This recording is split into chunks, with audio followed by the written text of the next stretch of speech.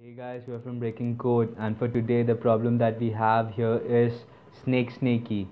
It's a problem from the easy section of Code Chef. The link to the problem is in the description. So let's see what this problem is. This is the good old snake game that we all have played at some point or the other in those old Nokia phones that we once used to use.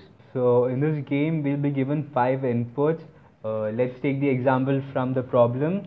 You have 5, 3, 2, 6. This 5 and 5 is the length of the board on which you play. So let's actually make the board, and 3 and 2 are the coordinates on which you start. So let's actually make the board.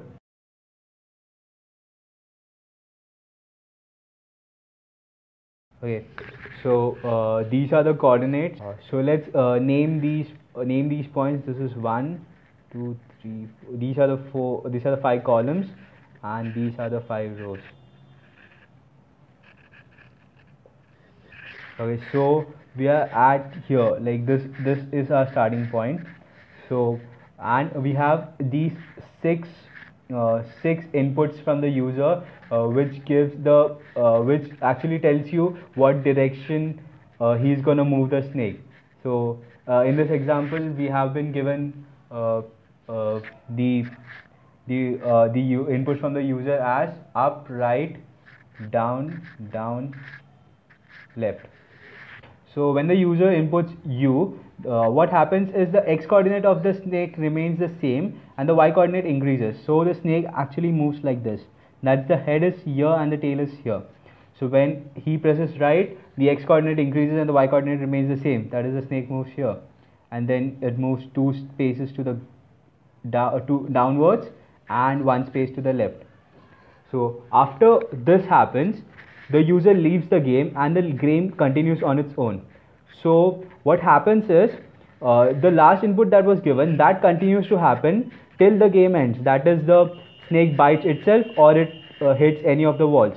So what happens after he leaves the game is, the snake continues to move and the tail moves with it as well.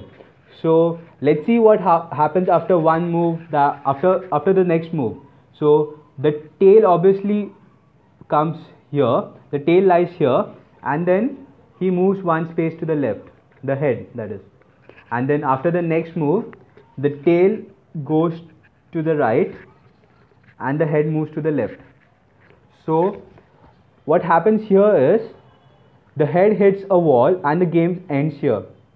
So what you have to tell is in how many moves the game ends and how the game ends. So the output for this would be, it takes 2 moves for the game to end and it hit the wall. So the output would be wall and 2. So let's see how you write the code for this.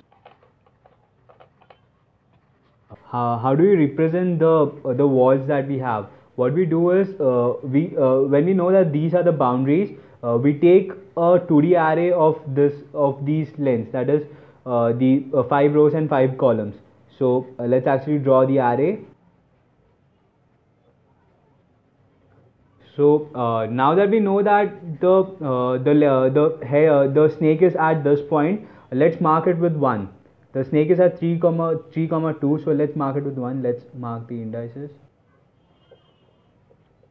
And let's write down the inputs that the user gives. So these are up, right, down, left. So what we do is, first we move. Okay, we have these inputs from the user, and we store this in a different array. Let's call it B. So we form an array and we store it into an array, and we call the array B. So first we take all the elements and make them 0. So everything else is 0 here. So let's write. Let's take the input from the user, that is B of this is B of 0. So when in the beginning we map the head of the snake till we reach the end. So let's map the body of the snake. So first it goes up. So we make this 0 as 1, and then it takes a right. So make this 0 as 1. That is, we increment the x coordinate and keep the y coordinate as same, and we increment this to 1. Then we increment this to 1, then it goes down and increment this to 1, and then it takes a left. So now we have reached this point, and the last element is L, and we know that we have to go to the left. So now the challenge that we have is we have to move the tail as well. So what we do is we first move the tail and we make the element that the tail was earlier as 0, and then we move the head. That is, we move the head to the last element and we move the tail according to this array.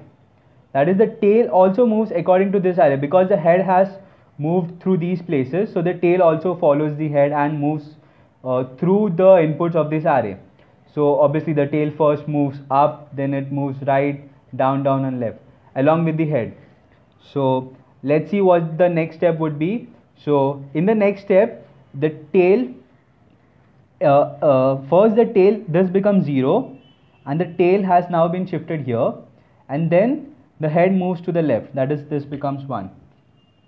This was one step, and throughout this step we check if the head moves out of the boundary or if it reaches any of the body parts.